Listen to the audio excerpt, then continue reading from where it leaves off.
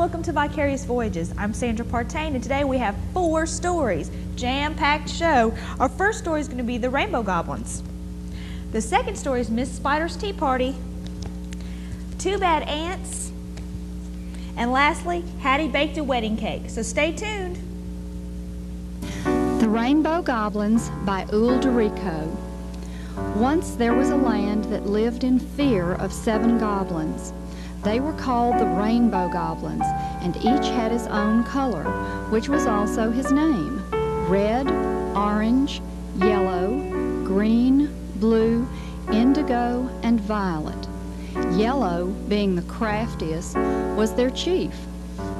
The goblins lived on color. They prowled the valleys and climbed the highest mountains, looking for rainbows, and when they found one, they caught it in their lassos, sucked the colors out of it, and filled their bellies with its bright liquid. Only one place in the land had never known goblin fear, the hidden valley called the Valley of the Rainbow, where the great arches of color were born.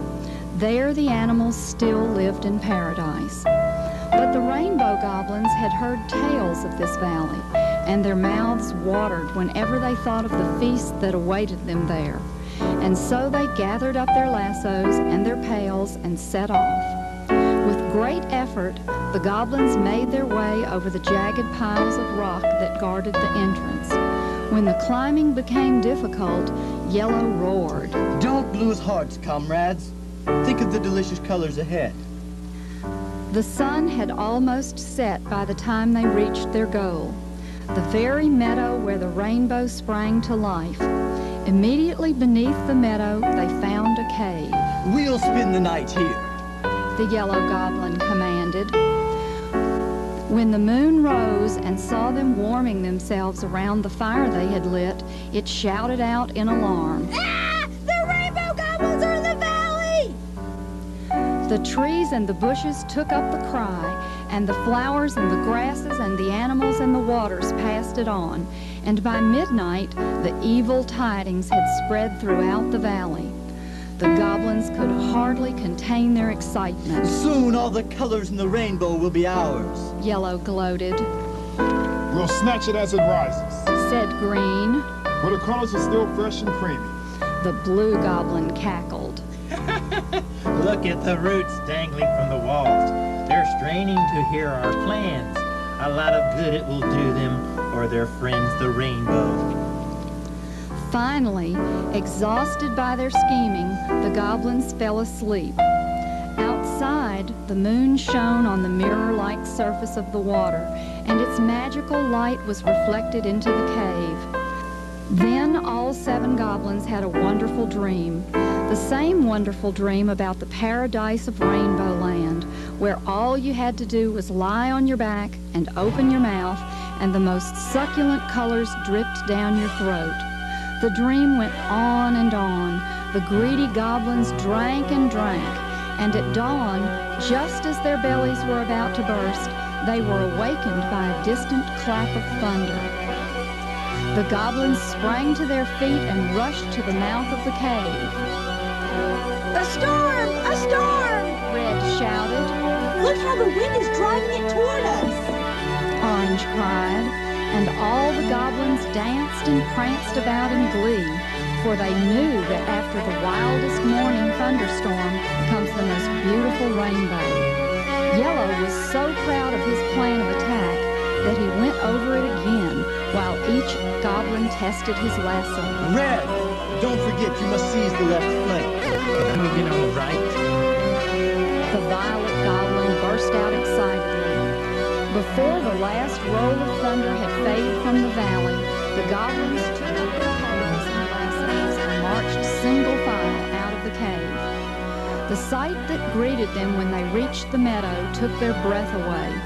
The rising arch of the rainbow, so rich with color and promise, almost blinded them. Trembling with excitement, Yellow finally managed to give the signal to attack. The goblins swung their lassos around and around and hurled them into the sky. But in that same instant, the rainbow vanished, as if it had been swallowed up by the earth. The goblins were dumbfounded. Nothing like this had ever happened to them before.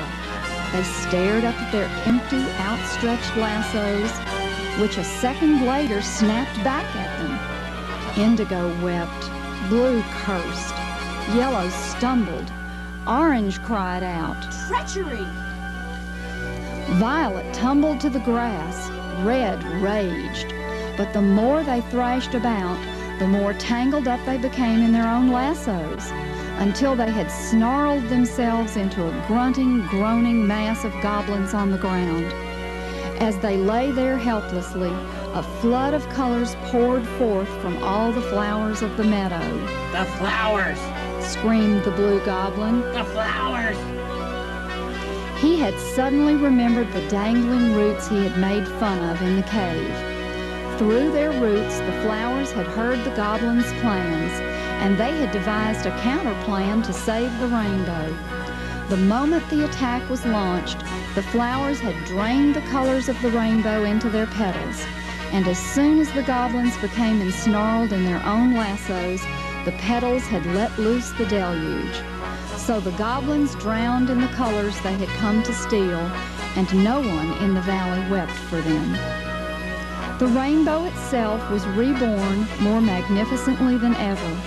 Out of gratitude, it lifted up the flowers that had saved it and transformed them into glittering dragonflies and butterflies and splendidly plumed birds.